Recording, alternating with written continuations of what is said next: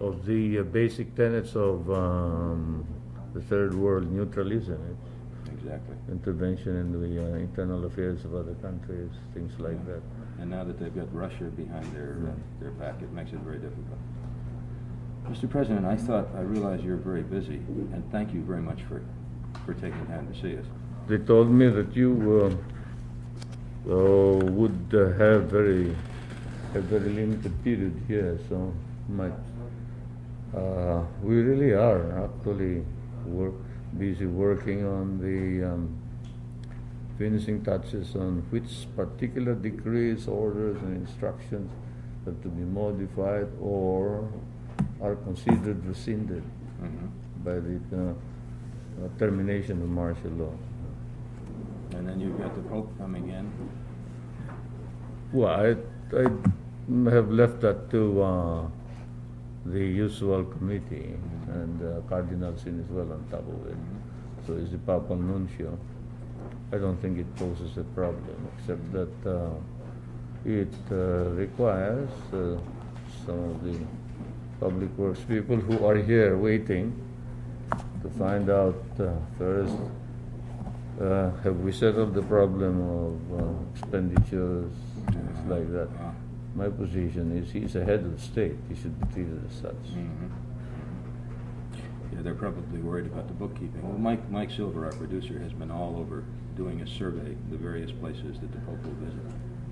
So is that so? Yeah, he will be one of the producers on the trip for us. He and Bishop Maxinko should get together. Yeah. So, Mr. President, I thought I'm ready. We'd talk a little bit about martial law, a little bit about the upcoming papal visit. As usual, some tough questions, which you've never ducked on me. To be expected, to make it interesting. Right, okay. Without sounding vitriolic and adversary. No, we've had some pretty good luck in the past. Lim, anytime you're ready. I'm ready. Mr. President, you've just lifted martial law.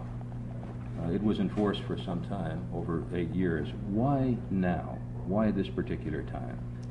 First of all, let me immediately set the background of the preparations for the termination of martial law. The preparations were made as early as 1976, after the First Lady succeeded in obtaining a ceasefire and the termination of hostilities in the south through the Tripoli Agreement when she visited Colonel Gaddafi in Libya. You remember that the Tripoli Agreement was signed in December 23, 1976. The ceasefire was signed too then on January 7, 1977. Another formal ceasefire was signed here within Philippine jurisdiction between the representative of the Moro National Liberation Front and the South Commander, Admiral Espaldon. A enforcement group was set up to enforce the provisions of that ceasefire and the Tripoli Agreement. It was agreed the plebiscite would be called. It was objected to initially, but later on the Libyan government through Colonel Gaddafi agreed to it. They suggested some questions.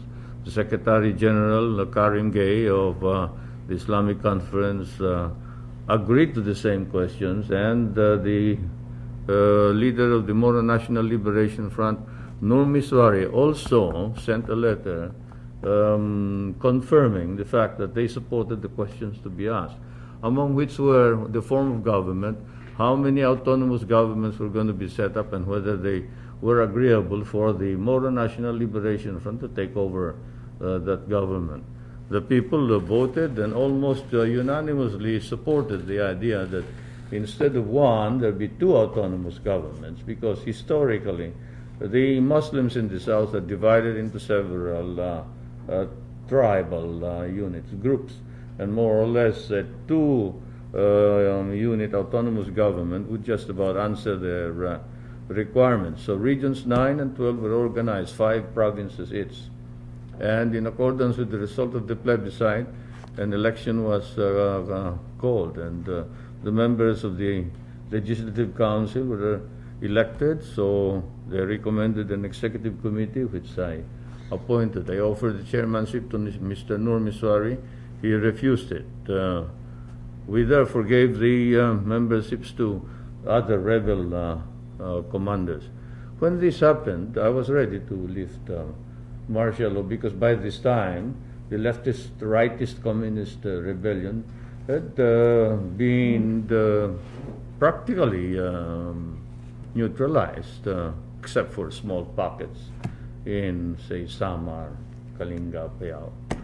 And then came the calamity, the tsunami, the earthquake under the sea south of Mindanao, which resulted in a tsunami or a tidal wave that killed about 8,000 of our people. Because of this, we attended to the calamity first, and all of us here in Luzon, including the Christian governors, went in there in August of 1977. We invited the Quadripartite Commission of the Islamic Conference. This is this 42 Arab nation and Muslim nation organization, which meets almost annually. And the Quadripartite Commission, composed of Somalia, Senegal, Libya, and Saudi Arabia, came. And they saw that there was no such thing as genocide, and therefore I was all the more ready to proclaim the termination of martial law. Then came the horrendous and brutal killing of the 1st Infantry Division Commander, General Bautista. He was invited to a peace conference by Usman Saleh, one of the rebel leaders. And while he was getting out of his jeep with his staff officers, they were all massacred, 32 of them. This resulted in such a reaction among the people that it was impossible to lift martial law. This was 1977. In 1978, I instead asked that the agreement, the Tripoli agreement, be now worked out in detail. The 2 delegations met in Tripoli. They failed after a continuous meeting of about a month or 2. And so we had to send the First Lady all over again to Libya to talk to Ferdinand Gaddafi, who talked to me over the telephone. And we agreed on certain undertakings, one of which was the proclamation of an area to be called an autonomous area, and the organization of the autonomous governments. With this came also the call to an election which was authorized by the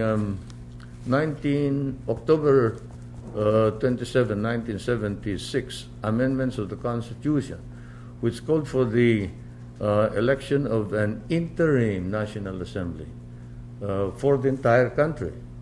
And remember, that was 76. And this was 78, and we hadn't elected the members. And I was in a hurry. What we had was an advisory legislative council, and I was not content with that. I wanted elected members to constitute a legislature. Some people think that I terminated the Congress of the Philippines by executive fire. That's not true. They were terminated by the approval of the Constitution of the Philippines, or ratification, before their sessions in January of 1973. Some people also claim, I was reading one of the columnists of the Bulletin today, Mr. Apolonio Batalla, who claims that it is possible, it cannot be discounted, that I extended my term by proclaiming martial law. There was no need to proclaim martial law in order to extend my continuance in power, because I was the party leader of the overwhelmingly majority party. And the convention had elected a parliamentary form of government, presumably, therefore, I could have continued as leader of the government without any further action. No need to proclaim martial law. This is one of the matters that non-lawyers or non-political scientists, those who do not understand the finer points of constitutional law, do not seem to grasp. And that is that the parliamentary system allows the continuance of a leader in power without the exercise of emergency powers or anything like that, so long as he holds the majority of the members in the National Assembly. And that's what happened. I was preparing for that, and so many things intervened. Then the crisis in '79 intervened. And you remember on my birthday, I said I had planned to proclaim martial law. But because of the increase in OPEC prices, we will now watch. If in 18 months the economic crisis does not worsen, it is my intention to consider the lifting of martial law. This was said in September of 1979. So 1980 came, and I kept telling everybody, we will now consider lifting martial law. This was during my birthday of 1980. If the things don't change by the end of the year or even or immediately thereafter, we will now consider the lifting of martial law. And why now? Because there is no ideal time for the lifting of martial law. We had been prevented, or the attempt to terminate martial law had been aborted many times. 76, 77, 78, 79, 18. It's about enough. I have had enough of these circumstances preventing the lifting of martial law. And so, considering the relative peace and order and the relative successes of all the programs, including the economic program, plus the fact that we have Minister Yamani who visited with us saying that no, the OPEC situation will not get worse, the prices will not go up, there may be an oversupply even of oil. And he didn't believe. He told me frankly, I don't believe that you will be in danger, or any of the countries will be in danger of suffering any economic reverses because of OPEC. With that, I directed the planners in government to prepare for the termination of martial law. Mr. President, we've been reading in some of the press about some of the problems recently. For example, the bombing at the travel convention, some activity on the campuses with the students, the statements by the opposition, and so on. Still some problems in the South. And it just seems to someone who has seen martial law before and after the fact that this particular timing was no better or worse than a lot of the other times. And some critics of yours have said that you lifted it really because of the new administration in Washington coming in and also the visit of the Pope, that the timing had more to do with that. The problem with people who speculate about the conduct of government is that they think less of national interest than of their own peculiar prejudices. The trouble with studies and assessments of this nature is that you really can't read exactly what are the imponderables that work on the leader in making a decision. First of all, you must remember that as of 1976, I had decided there was no anarchy in the land. Now, under the Constitution, anarchy is the legal basis for the proclamation of martial law. Secondly, I had maintained that the Commander-in-Chief provision should be utilized to restructure the society.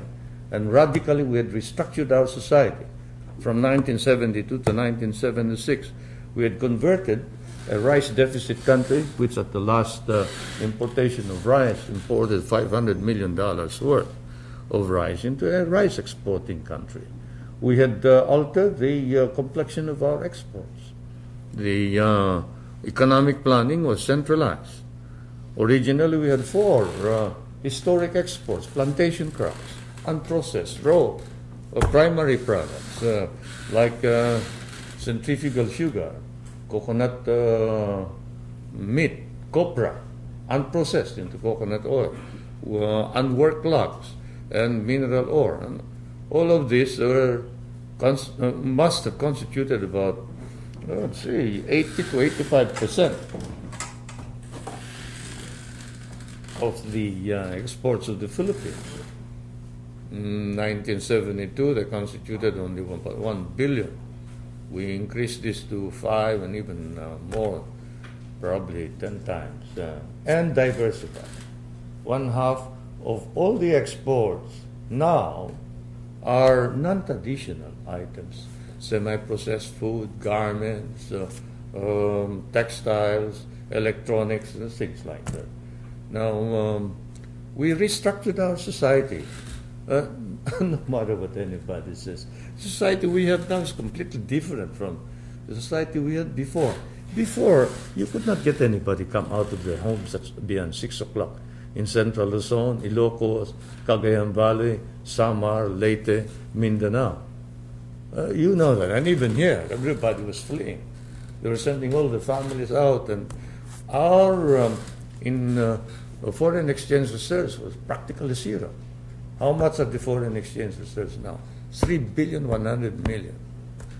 We restructured even our income groups. There are more people now earning, say, 30,000 pesos and more annually than in 1965, 1972. How much more? More than double. And there are less people now who are earning 1,999 pesos and less.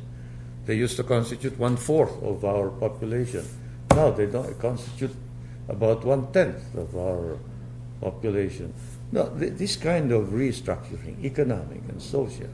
Then you have people proud of their traditions, of their past.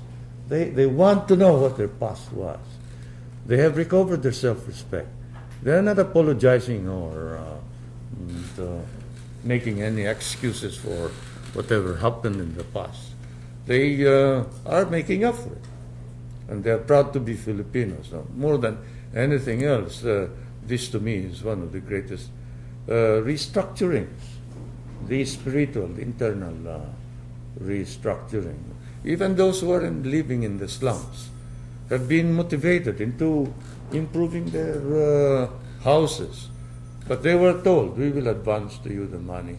You remember, we are the first country that the World Bank lent money to, 63 million, for urban renewal, which really means improving the slums.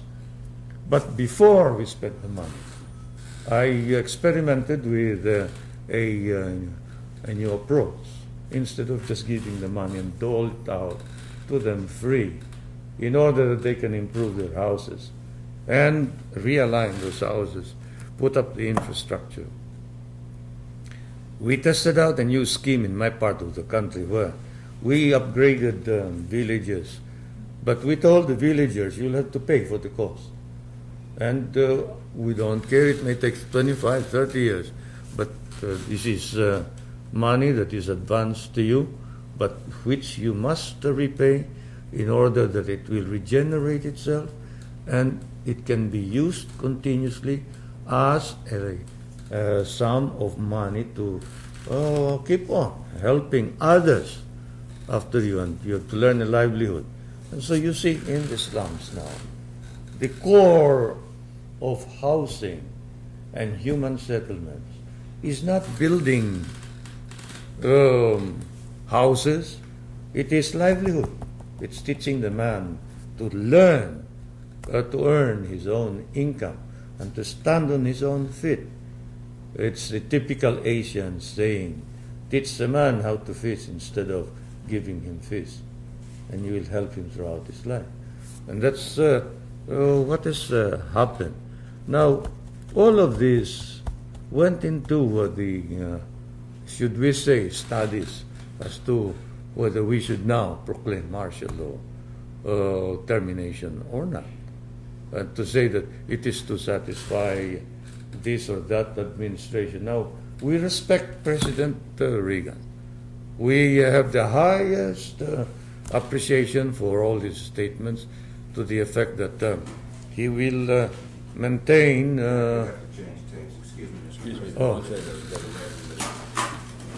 Can somebody get me a glass of water?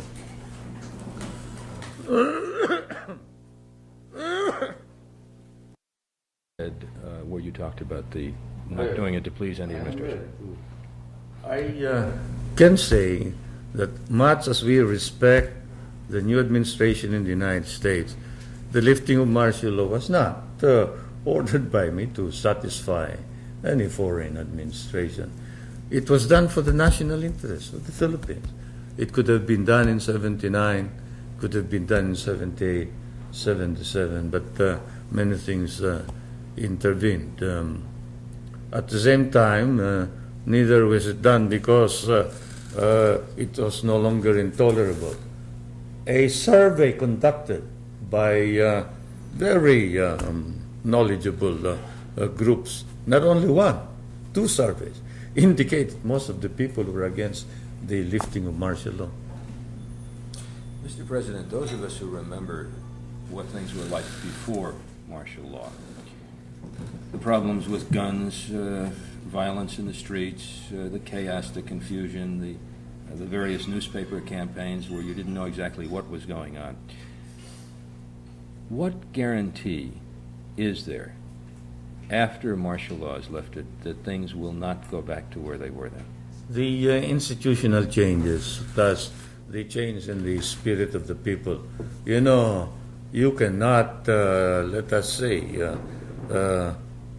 get the leftist, rightist rebellion to be, to assume the proportions that they reached in 1970, 69, without a violent reaction on the part of the people, who are now trained to identify those whom we would consider the enemies of our republic. You try and foist a new ideology like socialism, communism, or even anarchy on the people. Your first line of defense is the barangay. Now, the barangay is the smallest political unit in the Philippines. It's self-reliant, it's self-sufficient. In some instances, it has its own trained armed men without any arms. But it can call upon the armed forces to release the arms to it so that they can protect the villages. And they know exactly what's happening in the village. They know new faces, they know new activities, and anybody comes in, and they band together. Now, in some instances in the past, in places like Samar, Cagayan, the leadership of the village have been liquidated by the NPA, but the reaction has been just as shocking, because immediately all the other barangays got together and went after the culprits. And that has prevented any of the old tax collecting, agit-prop activities of the leftist, rightist rebellion. That's, Mr. President, that's in the countryside. How Yes, about in the metropolitan even areas like Manila? Same thing. The metropolitan Manila area is better organized. And let me say, the barangay tanods, these are the barangay policemen, are better trained, because many of them are not only reservists, but old veterans of the fighting in the Muslim areas and fighting against the Hukbalhams. And these are the fellows who know how to handle guns.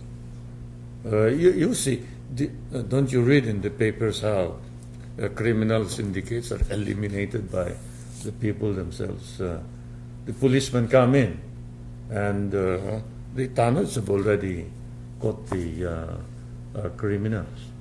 They can't prosper anymore. And this is why, when some months ago, it was, let's say, the Asta bombing, the Light the Fire movement, and the Umbrella Sokdom organization started to engage in arson, in the bombing, and the like. Why were all the leaders and participants caught within a few weeks after the bombing? Why? Because the citizenry are now enraged about this type of activity.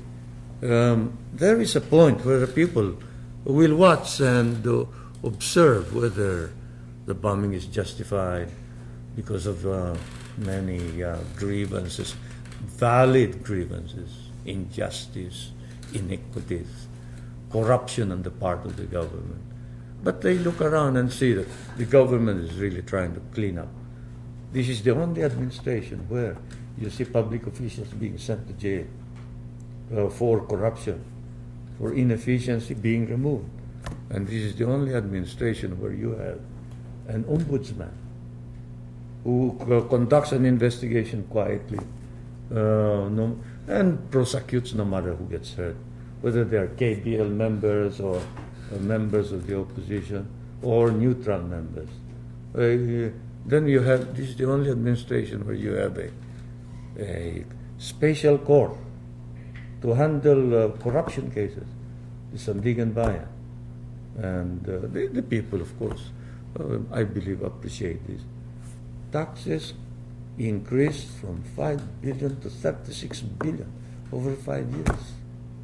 More efficient collection or more voluntary? More efficient collection, but more voluntary support by the people.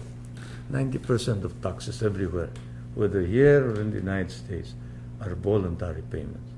Only 5% are compulsory payments. And when you see a jump like that, a quantum leap like that, it means that more people are voluntarily paying taxes because they know where it's going.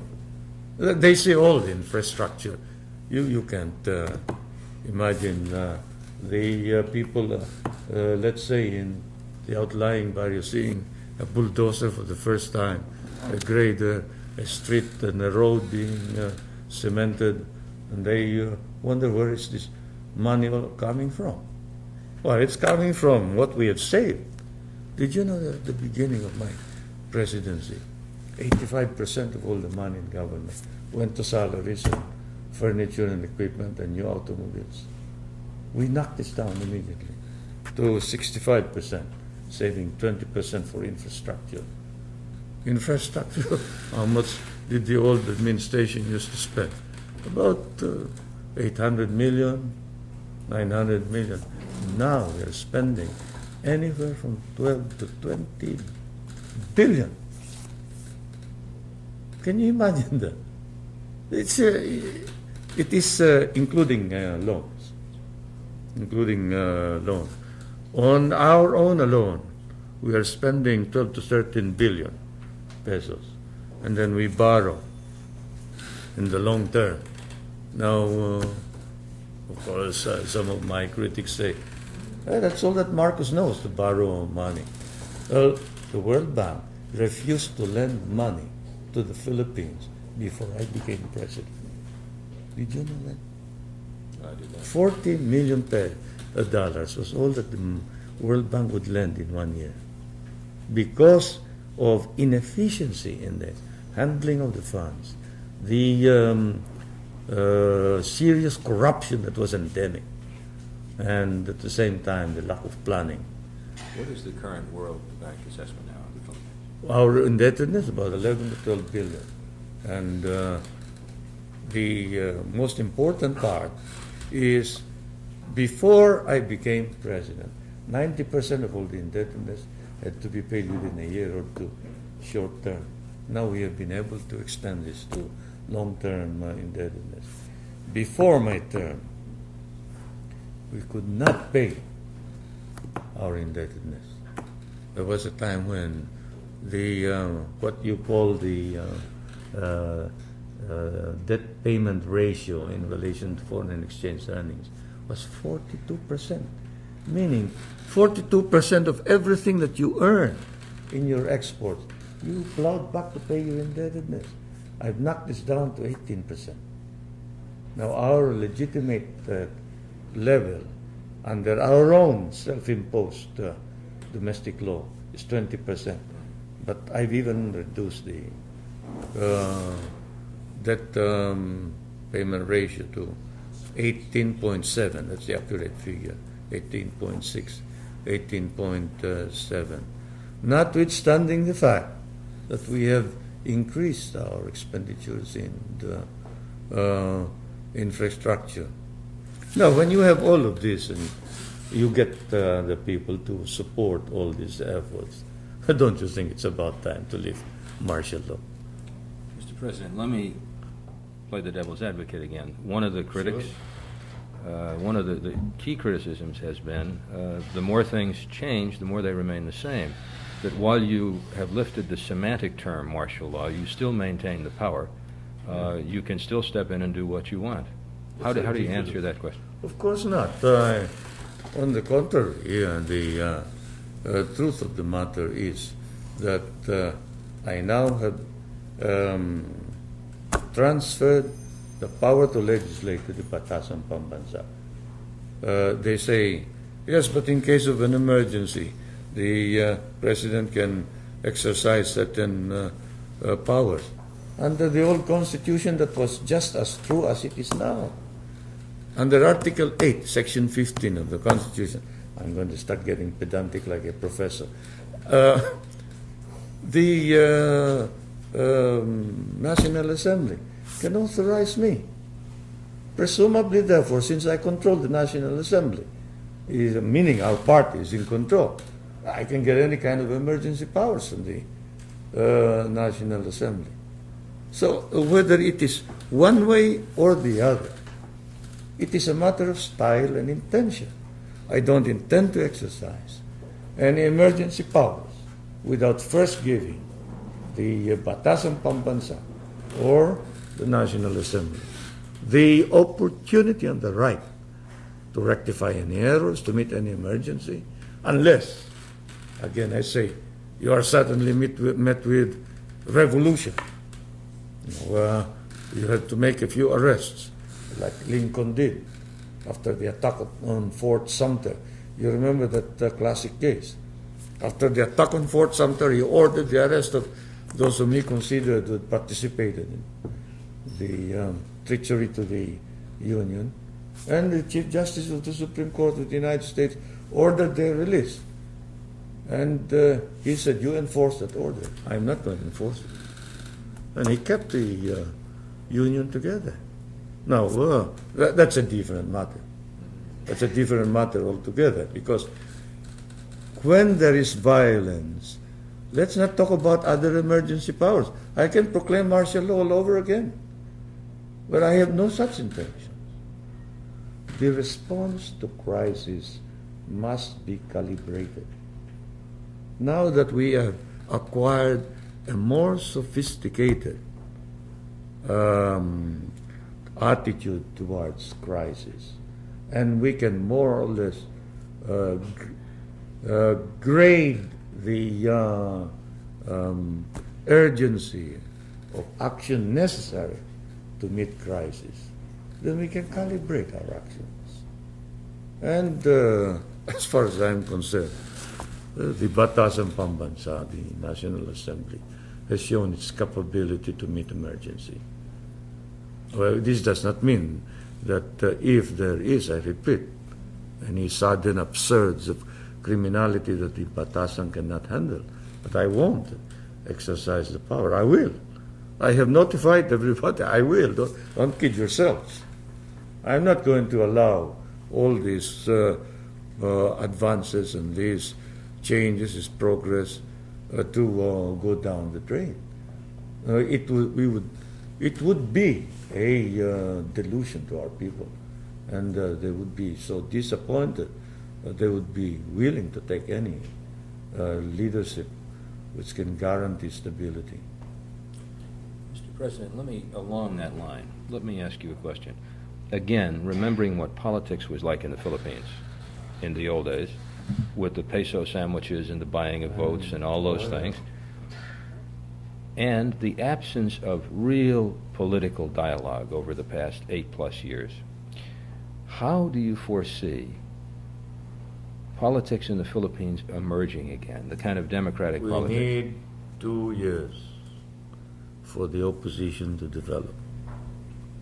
And this is why the people turned down an election for the presidency this year. I was for submitting myself to the people and asking them, do you still want me to continue in politics or not? If you don't, vote against me and I'll retire. If you do, then vote for me. But when the Batasang Pambansa, the National Assembly, conducted hearings, they were hooted out of the conference room. Said, what are you talking about? We just finished elections in 78. We had elections in 79. We had elections in 1980 for local officials like governors and mayors. And you want us to start elections again? What do you think this is, a banana republic? And so they said, no, we'll give the opposition a chance to organize. And I agree. I agree that the opposition is weak. They are divided, fragmented. I agree that they need time to develop. I would like to see a responsible opposition organized. Do you see any young, unknown, potentially responsible opposition developing? There are people who have said that over the past 8 years, because of martial law, because of your having really the supreme power, that younger politicians, would-be politicians, really haven't had a chance to develop. How would you answer that? They haven't been listening to the Batasang Pambansa. You see the former magna cum laude graduates coming up now and speaking their piece. And I noticed that they're learning the ropes. Quite a few of them, you know. We probably should accept the fact that the older generation has a responsibility, and that is to train them. Now, this is the reason for the fact that I've organized a standing committee in the cabinet. This standing committee is doing my job now, meaning they're making decisions. I usually don't reverse them. I change the membership of the standing committee. These are, of course, cabinet members, but we invite members of the National Assembly, members of the Governors League and the Mayor's League. And we try and watch what new phase comes into the political drama, and whether he offers new hope, whether he has got a perspective, not only in terms of winning elections, and whether he has imbibed the same ideals, that he's willing to submerge his own personal interests for that of the country.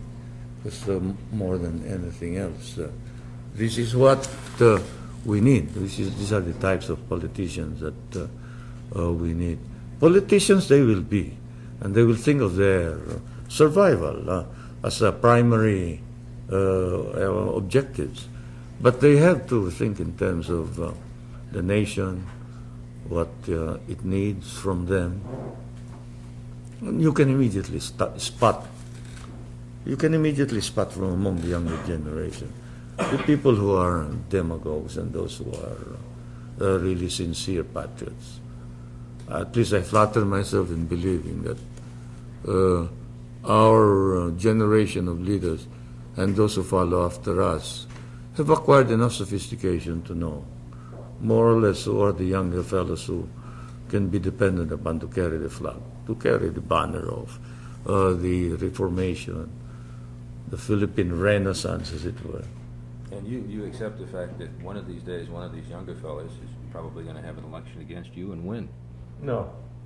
One of these days, I'll probably run him for Prime Minister.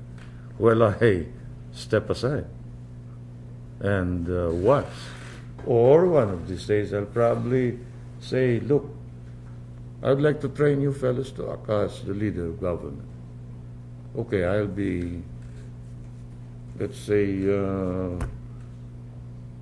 Prime Minister without power. I want the deputy prime ministers to be appointed. I want them to try out the water. Do they know how to swim? Come on, let's throw them into the water. Much like Lee Kuan Yew is trying to do now, it seems. Oh, more than that, Lee Kuan Yew is still holding the powers. But what I want to do is for them to make the decisions. I don't intervene at all. I just stand aside and don't, do anything unless it becomes so urgent that you have to hold back any venal, truly venal and truly corruptive decisions or unwise judgments. But, I've been satisfied with the conduct, for instance, of the cabinet members and the Batas and Pambansa. To be frank with you, I floated the idea of an election for president and then left it at that. I refused to talk to anyone about it. I said, no, you decide it. You go around the country and work on it. It's about time, I said, you started working without me. It's not because I am becoming too old, too lazy, or anything like that. I can still outrun any of you anytime. But the thing is, you've got to do some working. You've got to be able to operate the government without me. I can't last forever. Mr. President, tape, okay. Just two last questions. How long is that? 20 minutes each, right? Are you using what, videotape? Videotape, yeah. Okay, Mr. President, just two more questions. The papal visit here became involved in a bit of controversy. The Pope is now coming as a pastoral visit rather than a state visit. Do you think that's right? Are you put out at all by the fact that it's very carefully designed as a pastoral visit rather than a state visit? All I know is wherever he goes, whether he says it's a pastoral visit or not, he's entitled to be treated as head of state. He is a head of the Vatican. As such, he's recognized as the head of a separate governmental entity. I have written him, and he has answered back that he is grateful for my offer that we place at his disposal the facilities of government. Now, if he were merely coming here as a spiritual head of a religion, then we would not be justified in spending all this money for his visit. But he comes as a head of state, and this justifies the expenditures to make his visit pleasant and effective. Mr. President, one last question. There has been some speculation in some of the press that Ninoy Aquino would like to come back to the Philippines. Is there any truth in that? And if so, would you let him come back? I wouldn't know. The last time I heard was that he was not coming back until after his stint with Harvard. He indeed, of course, indicated a desire to come here on the excuse that it was necessary to stop any violence, and it was necessary for him to convince his friends here to allow a phasing out of martial law instead of a sudden lifting, and that they should, and to convince them to cooperate with me. My answer to that was, perhaps it would be better if he left everybody alone. And if he wants to come back on his own, and not under the pretext that he's going to help me, because I don't think his presence will be of much help, in the sense that his presence usually generates controversy. He is such a type of a man that even among the ranks of the opposition, he will invite quarrels. The other opposition leaders have so indicated to me. And so he, I think, has changed his mind. He'll probably come back after Harvard, and we have enough time to decide then what to do with him. What does he want to do? I'm open-minded. He is not, after all, that important in the sense that the opposition will have to decide, first of all, is he their leader or not? Now, right now, I'm listening to voices other than that of Aquino. I hear Jerry Rojas. I hear Tanyada. I hear Jokno has not signed the UNIDO paper. They want to keep their distance from the others, other opposition leaders. I hear that the liberals want to be separated from the nacionalistas, and the independent groups want to be separated from the two other parties. Now, if this continues, by 1984, they'll wreck their chances for a comeback. To at least control a substantial membership in the 200-man National Assembly. I say 200 men because that's what they tell me is the target of the National Assembly for the new parliament. And that would be a pity, because we would like to have a parliament where there is full, free debate. Look, I grew up in an atmosphere of free debate. I love debate. I'd like to meet anybody who disagrees with me. I've said so repeatedly in the past, and I say so again. We want a parliament and a National Assembly where all sectors of the community will have a chance to be heard through their representatives, and where, as your Justice Oliver Wendell Holmes has said, the truth may come out of the free trade of ideas. I believe that I am not alone. I believe that my generation is used to this kind of give and take. This unfortunate conclusion of some of the Western observers to the effect that we set up this dictatorship because we are afraid of free speech and free debate just isn't correct. You know, I'm very happy to hear you say this morning that you disagreed with one of the columnists in the newspapers. I think that's a very healthy sign, too. Oh, they have been coming into all kinds of conclusions. And, of course, my idea of a free press is everybody should express his views and let the truth come out.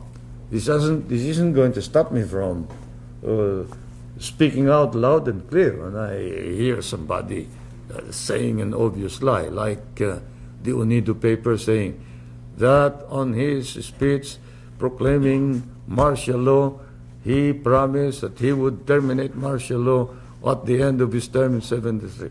I did no such thing. I never said anything like it. I was very, very cautious because I did not know whether I would end up fighting in the hills or just giving up to the superior forces of the enemy. We counted the guns that they were holding, and we realized that they had more guns than the armed forces of the Philippines. So we had to pick them one by one, Napoleon style, shades of Austerlitz and all that rock. That was the last question, but this brings up one more short one. The military.